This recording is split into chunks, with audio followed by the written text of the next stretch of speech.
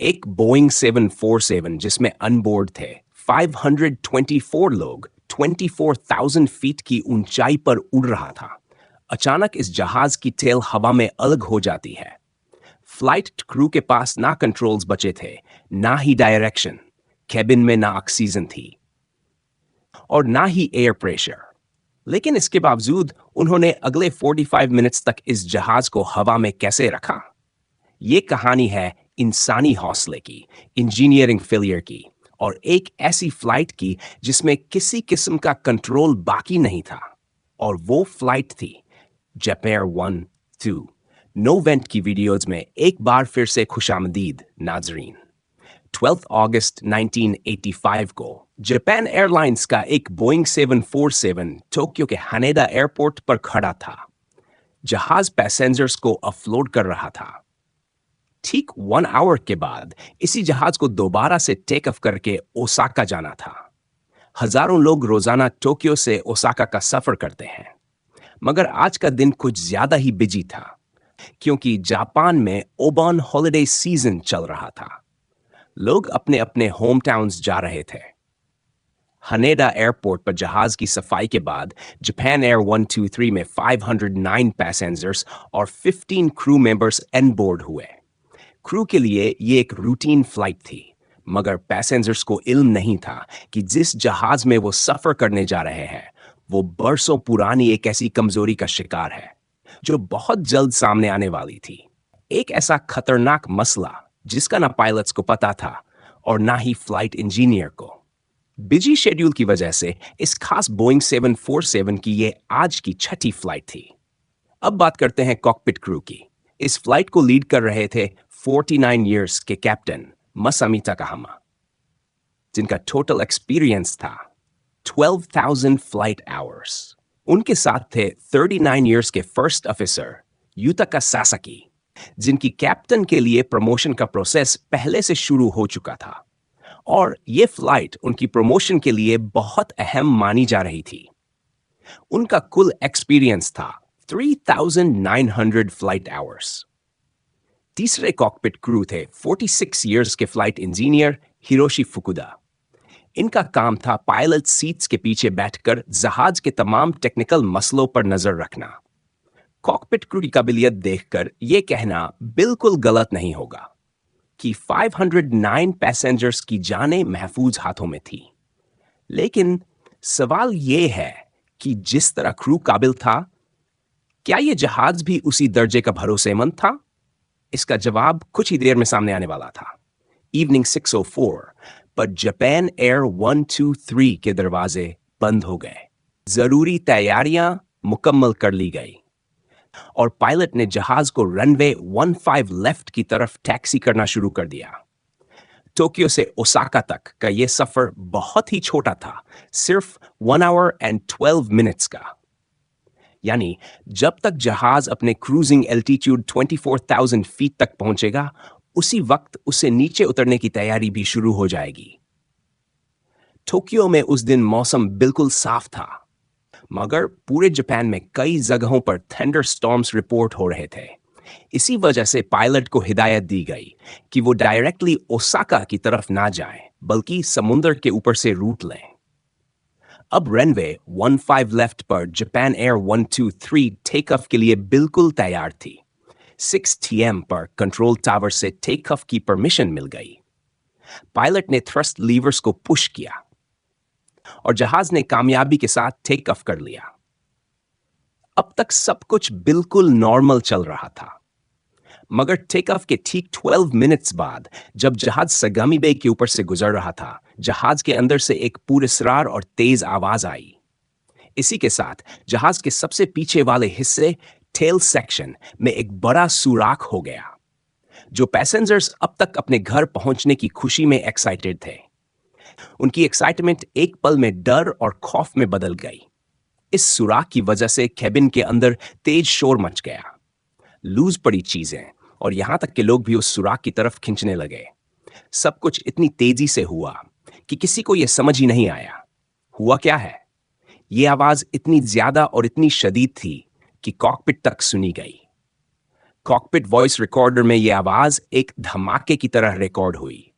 यहां यह समझना बहुत जरूरी है, जैसे जैसे जहाज ऊंचाई पर जाता है, बाहर की हवा पतली हो जाती है और ऑक्सीजन लेवल भी बहुत कम हो जाता है। इसको बैलेंस करने के लिए जहाज के कैबिन के अंदर आर्टिफिशियल एयर प्रेशर भरा जाता है, जो जमीन के एटमॉस्फेरिक प्रेशर के बराबर होता है। यानी जब जहाज 24,000 फीट की ऊंचाई पर होता है तो बाहर का प्रेशर बहुत कम, मगर कैबिन के अंदर का प्रेशर ज्यादा होता है।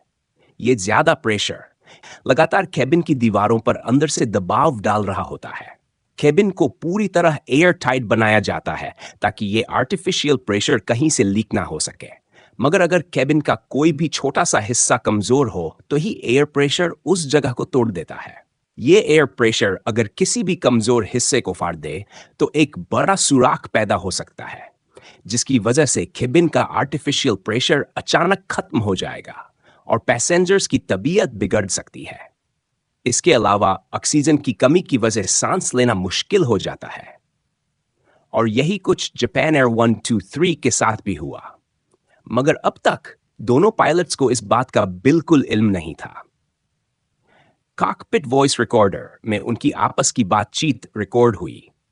कभी वो कह रहे थे कि शायद लैंडिंग गियर के दरवाजे टूटे हैं, तो कभी ऐसा लगा कि ये आवाज शायद इंजन से आई है। लेकिन हकीकत इससे कहीं ज्यादा खतरनाक थी। जहाज का सबसे पिछला हिस्सा अब जहाज से अलग हो चुका था और उस हिस्से के साथ जहाज का रडर भी उड़ गया था। अब जबकि टेल सेक्शन ही उड़ चुका था तो इसका मतलब यह था कि कैबिन में प्रेशर अब मेंटेन नहीं हो पाएगा।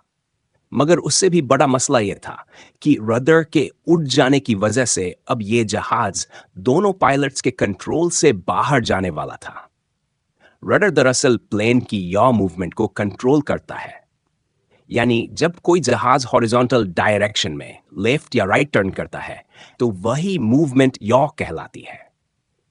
जहाज की रोल मूवमेंट तब होती है जब प्लेन एक साइड की तरफ झुकता है और पिच मूवमेंट तब होती है जब जहाज का नोज ऊपर या नीचे जाता है। मगर यॉ का ताल्लुक सीधा रडर से होता है।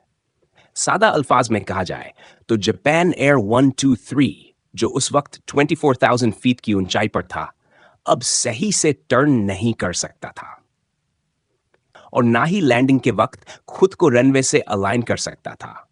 मगर इससे भी ज्यादा खौफनाक बात यह थी कि दोनों पायलट्स को अब कुछ भी अंदाजा नहीं था कि जहाज किस डायरेक्शन में जा रहा है। नॉट कैप्टन ने चिल्लाकर कहा, बैंक एंगल कम करो, मगर प्लेन किसी सूरत में उस एंगल को कम करने को तैयार नहीं था। पायलट बार बार कोशिश करता रहा, मगर जहाज उसके किसी भी इनपुट का जवाब नहीं दे रहा था। इसी दौरान फ्लाइट इंजीनियर ने दोनों पायलट्स को बताया कि जहाज का हाइड्रोलिक प्रेशर तेजी से गिर रहा है और चंद सेकंड्स में यह प्रेशर बिल्कुल जीरो पर आ चुका था।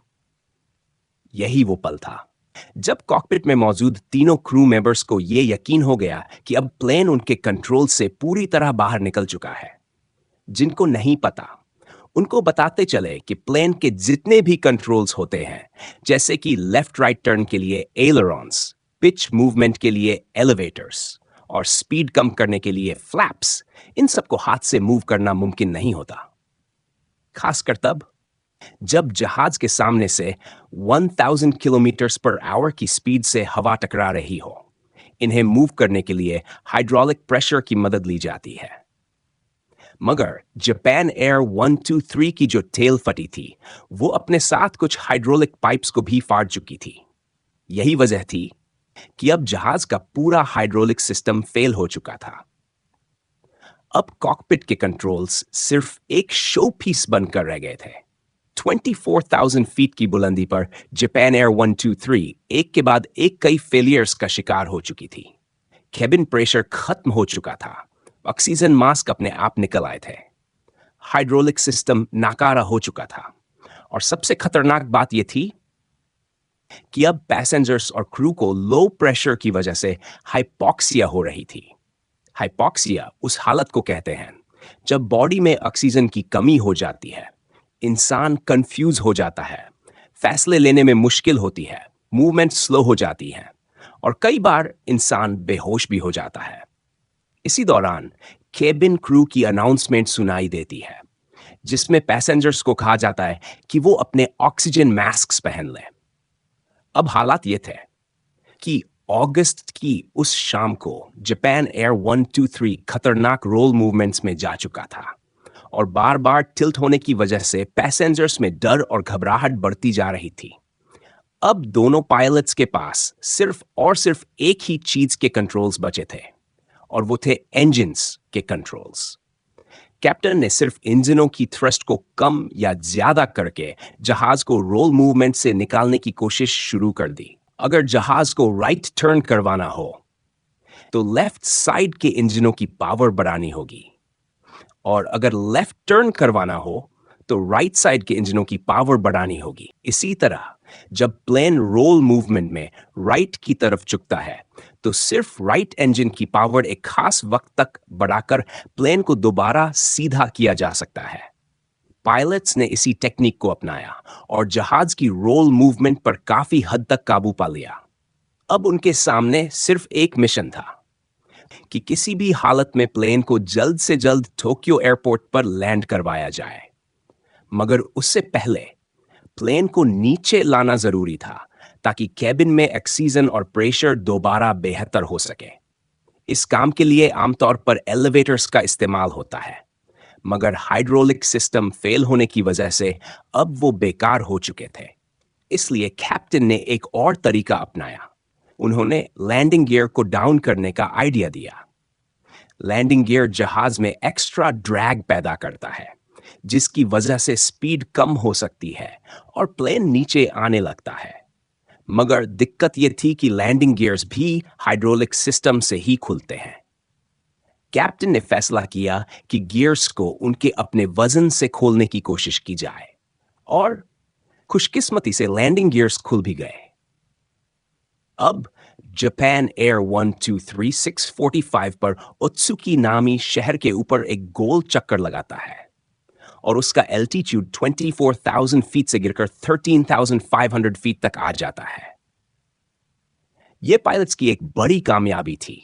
अब कैबिन में प्रेशर भी बेहतर हो गया और ऑक्सीजन की मात्रा भी, मगर खतरा अभी पूरी तरह टला नहीं था। अब उनको यहां से राइट टर्न लेकर टोक्यो की तरफ जाना था, मगर सिर्फ इंजन कंट्रोल्स के जरिए प्लेन को मोड़ना पायलट्स के लिए एक बहुत मुश्किल काम बन गया। अगर वो इंजन थ्रस्ट बढ़ाते तो प्लेन की नोज काफी ऊपर उठ जाती और स्पीड तेजी से कम हो जाती। अगर स्पीड बहुत ज्यादा कम हुई तो प्लेन स्टॉल होकर नीचे गिर सकता था। ना चाहते हुए अब प्लेन जापान के एक माउंटेनस एरिया में दाखिल हो गया था। लो अल्टीट्यूड पर बगैर कंट्रोल्स के जहाज को टोक्यो की तरफ मोड़ना एक नामुमकिन सा टास्क लग रहा था। 648 पर कैप्टन को फर्स्ट ऑफिसर से कहते सुना गया, राइट टर्न करो, आगे पहाड़ है।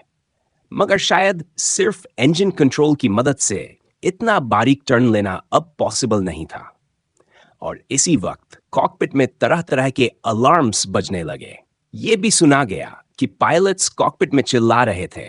ना चाहते हुए भी जहाज अब टोक्यो से काफी दूर एक माउंटेन रेंज के ऊपर सिर्फ 6,800 फीट की बुलंदी पर आ चुका था और फिर कुछ ही मिनटों के बाद 6:54 PM पर कैप्टन की बौखलाहट उसकी आवाज से साफ जाहिर हो रही थी और फिर 2 मिनट्स बाद कॉकपिट में कुछ ऐसी आवाजें रिकॉर्ड हुई।